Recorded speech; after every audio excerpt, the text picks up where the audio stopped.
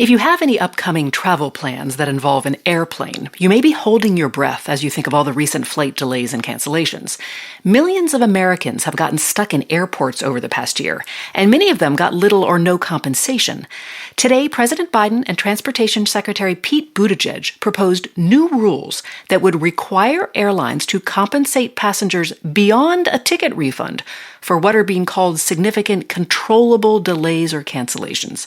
I spoke with Buttigieg earlier today and asked him about these proposed changes. Under these new rules, what could passengers get in the future that they're not getting now if their flight is delayed or canceled? Well, right now, if your flight gets canceled, you're entitled to a refund of the airfare, but there's nothing requiring airlines to compensate you for the inconvenience and other costs associated with having a major delay or a cancellation that is the fault of the airline. We're proposing requirements that would change that. This could mean compensation in addition to amenities or refunds for the ticket itself, could include further accommodations if you're delayed or stuck, and requirements around customer service. We've also launched an expanded dashboard at flightrights.gov. This is helping you get a sense of what you can expect from airlines right now, even as we're working to raise the bar on what's going to be required in the future. So going back to compensation, could this mean if you have to get your own hotel, pay for a meal, get a cab or an Uber or a Lyft, these could be charged to the airline?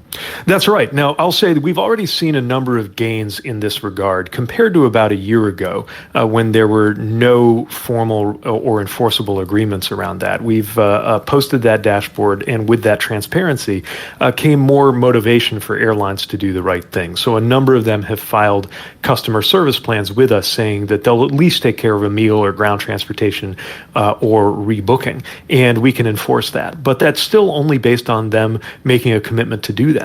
We think that the right way forward is to establish requirements across the board so that any passenger flying on an airline in the U.S.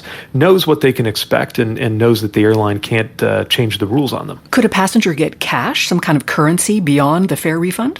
Well, that's exactly what we are looking at proposing here. Look, there are places where this is already routine. In Europe and Canada, there are rules where if you get severely delayed and it's the airline's fault, you get some kind of cash compensation. That's the kind of thing that there's been a lot of interest in here in the U.S. and exactly what we want this rule to look at.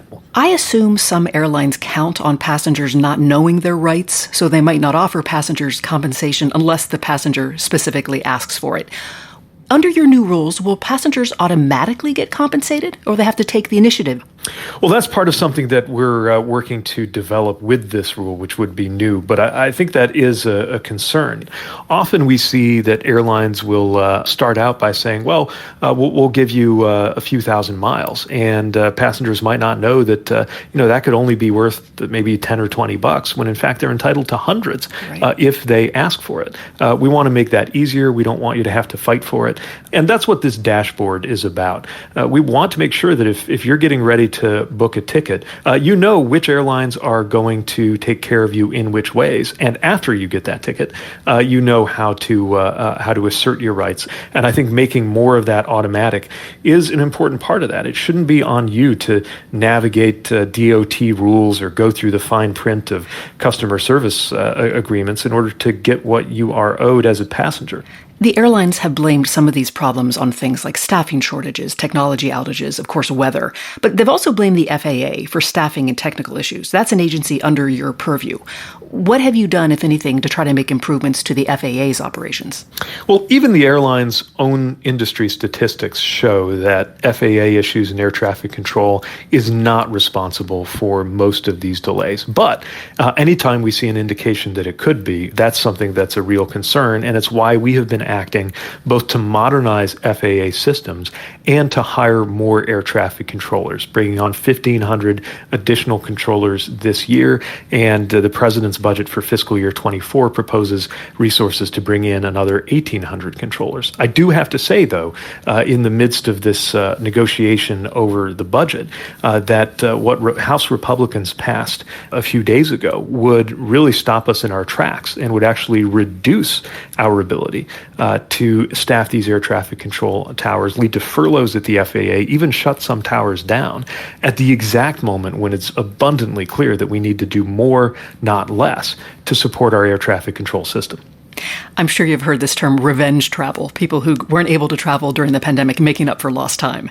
And even more Americans are expected to travel this summer than last summer. How soon do you think people can expect any notable change in that travel experience? Well, last year when we put up the first version of this consumer protection dashboard, we went from none of the airlines formally offering commitments around things like vouchers and rebooking to almost all of them doing it. We saw that change in a matter of days. So we do see that when they have the right incentives, they can respond quickly. But let's be honest here, the system is under a lot of pressure, the entire system.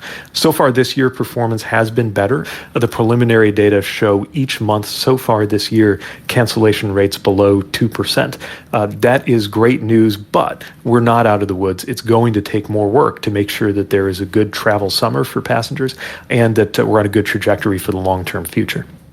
Even before the pandemic, many passengers just felt poorly treated by airlines. What does it say to you that it's taken you to push them to try to get this kind of basic customer service? Well, I think at the end of the day, we need to make sure through public policy that these companies, airlines, have the right rules and the right incentive to do the right thing instead of just hoping that they'll do it on their own. Now, I will say not all airlines are alike. You can go to our website and see green check marks and red X's airline by airline in terms of what they're going to offer. Before COVID, an extraordinary amount of money went to stock buybacks at these airlines.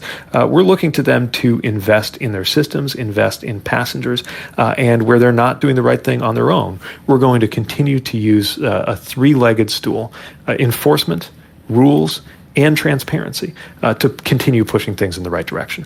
Transportation Secretary Pete Buttigieg, thank you for your time. Thanks for having me.